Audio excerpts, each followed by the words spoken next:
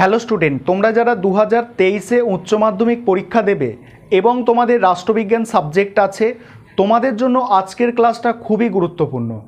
আজকে তোমাদের 5 নম্বর অধ্যায় থেকে অর্থাৎ কয়েকটি গুরুত্বপূর্ণ রাজনৈতিক মতবাদ, এই অধ্যায় থেকে তোমাদের সাজেশান দেব এবং একটা প্রশ্নের উত্তর আলোচনা করব, সঙ্গে তোমাদের বুঝিয়ে দেব এই চ্যাপ্টারটা থেকে কি পড়তে হবে এবং কি পড়তে হবে না। দেখে নাও, প্রথমে আমি এখানে একটা ছকের আকারে তোমাদের বুঝিয়ে দেওয়ার চেষ্টা করেছি। দেখো, এখানে অধ্যায়টার নাম কি আছে?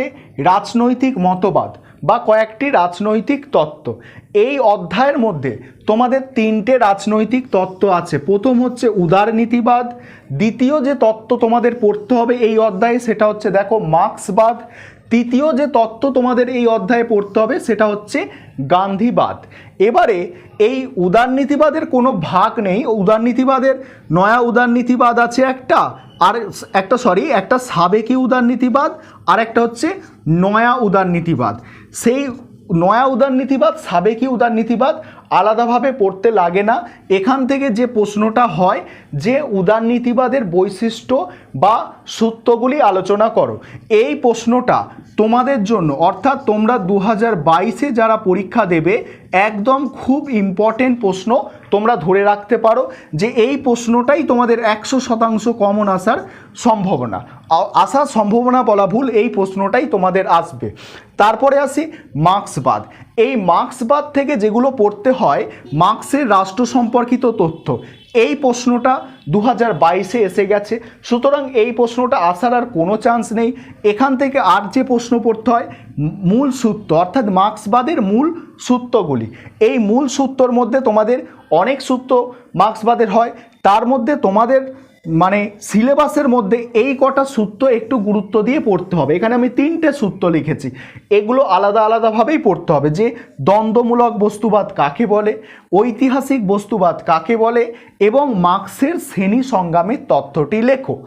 আর এবারে থেকে যায় গান্ধীবাদ। এই গান্ধীবাদ থেকে দুটো জিনিস থাকে, দুটো প্রশ্ন থাকে। এক তো গান্ধীবাদের বৈশিষ্ট্য বা মূলসূত্র, আরেকটা হচ্ছে গান্ধীর সত্যাগ্রহের নীতি।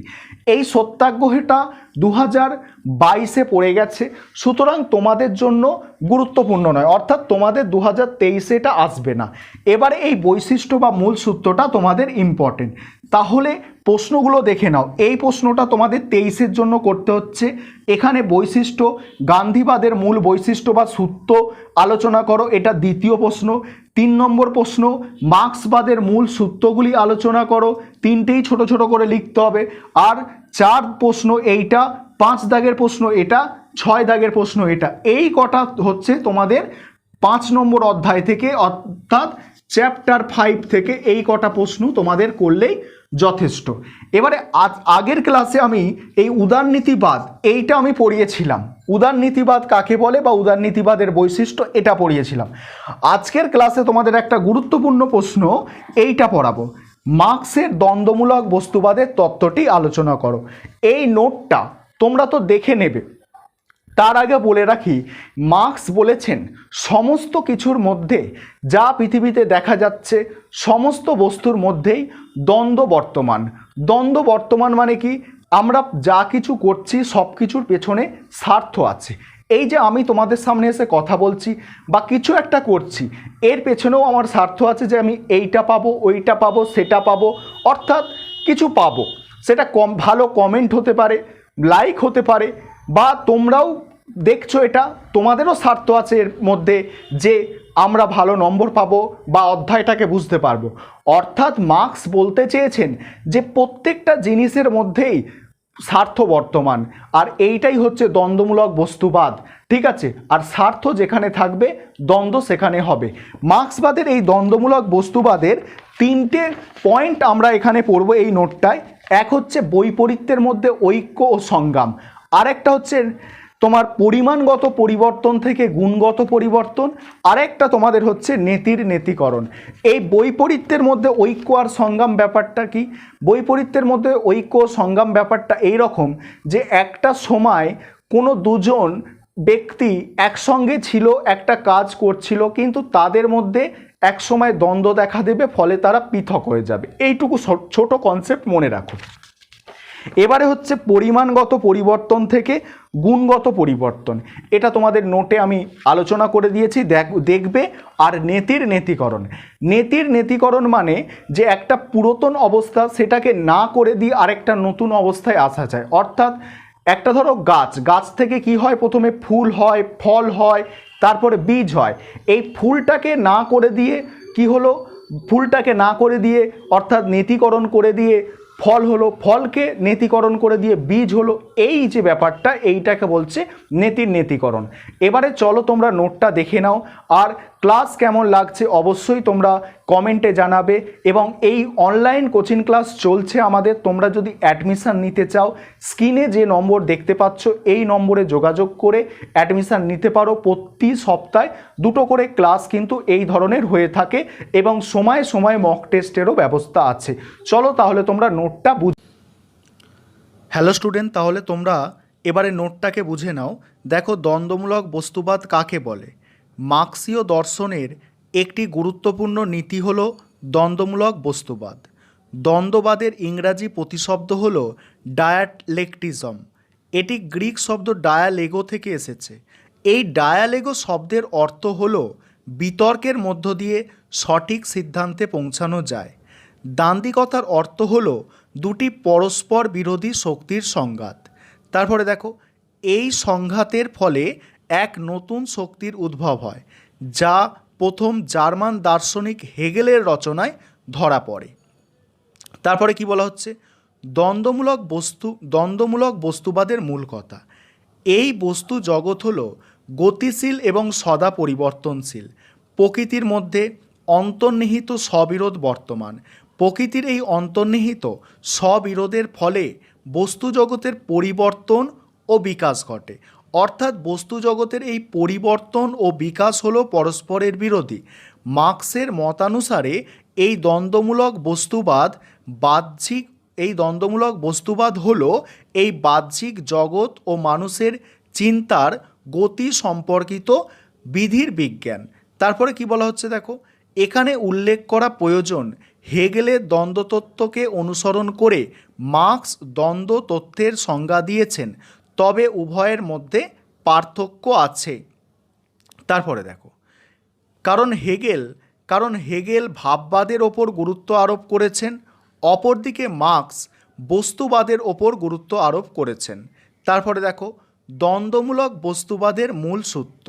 এই দ্বন্দ্বমূলক বস্তুবাদের 3টি সূত্র বর্তমান। 1 নম্বর দেখো, বৈপরীত্যের মধ্যে ঐক্য ও সংগ্রাম। এই নীতি অনুসারে সকল কিছুর মধ্যে দুটি বিপরীত শক্তির অবস্থান দেখা যায়। যা বর্তমান আছে তাকে বলে থিসিস বা বাদ। এই বাদের মধ্যে বিপরীত শক্তি জন্ম নেয়, একে বলে অ্যান্টিথিসিস বা প্রতিবাদ। একটি নির্দিষ্ট সময়ে তারা একসাথে অবস্থান করলেও এদের মধ্যে সংঘাতের ফলে সৃষ্টি হয় সিনথেসিস বা সংবাদ। এর ফলে নতুনের জন্ম হয়। লেনিন একে দ্বন্দ্ব তত্ত্বের শ্বাস বলেছেন। তারপরের পয়েন্ট দেখো, পরিমাণগত পরিবর্তন থেকে গুণগত পরিবর্তন। এখানে কি বলা হচ্ছে দেখো, প্রতি বস্তুর আয়তন, ওজন ইত্যাদি হলো তার পরিমাণগত দিক। অপরদিকে প্রতিটি বস্তু এমন কতগুলি বৈশিষ্ট্য বা গুণ থাকে যা তাকে অন্য বস্তু থেকে পৃথক রাখে। দান্দিক বস্তুবাদ অনুসারে বিকাশের অর্থই হলো উন্নত থেকে উন্নততর স্তরে বিকাশ। কখনো এই পরিবর্তন ধীর গতিতে আসে, আবার কখনো দ্রুত গতিতে আসে। পরের পয়েন্ট দেখো, এখানে একটা উদাহরণ দেওয়া হয়েছে। যেমন সমাজতান্ত্রিক সমাজ থেকে ধীর গতিতে পুঁজিবাদী সমাজের রূপান্তর হয়েছে, কিন্তু পুঁজিবাদী সমাজ থেকে সমাজতন্ত্রের উন্নয়ন হবে উল্লম্ফনের মধ্যে দিয়ে। তারপরে দেখো, নেতির নেতিকরণ। বস্তু যেহেতু সদা পরিবর্তনশীল, সেহেতু পুরাতনের অস্বীকার ছাড়া নতুনের আবির্ভাব ঘটতে পারে না। এই নেতিকরণের ফলে পুরাতন বাতিল হয়ে যায় এবং নতুন জন্ম লাভ করে। মার্ক্স বলেছেন, নতুনের আবির্ভাব হলো নেতির নেতিকরণ বা অস্বীকৃতির অস্বীকৃতি। নেতিকরণ হলো পুরাতনের অস্বীকৃতি, নতুনের আবির্ভাব। নতুন অবস্থাকে অস্বীকার করে আরেক নতুন অবস্থার সৃষ্টি হয়, এর নাম নেতির নেতিকরণ বা অস্বীকৃতির অস্বীকৃতি। মার্কস উদাহরণ দিয়ে বলেছেন, মাটিতে বীজ পুঁতলে গাছ হয়, গাছে ফুল হয় এবং বীজ হয়, প্রতিটি অবস্থায় নতুন সত্তাযুক্ত। একটিকে অস্বীকার করার ফলে অপরটি এসেছে। তারপরে আছে দেখো উপসংহার। এখানে কি বলা হচ্ছে, দ্বন্দ্বমূলক বস্তুবাদে একমাত্র বস্তুর ওপর গুরুত্ব আরোপ করা হয়েছে, কিন্তু বস্তু ছাড়া ধর্ম, স্নেহ, ভালোবাসা, ক্ষমতার প্রতি লোভ প্রভৃতি রাজনীতিতে কাজ করে। মার্কস এগুলিকে উপেক্ষা করেছে। এই ছিল আজকের ক্লাস। তোমাদের কেমন লাগলো অবশ্যই জানাবে।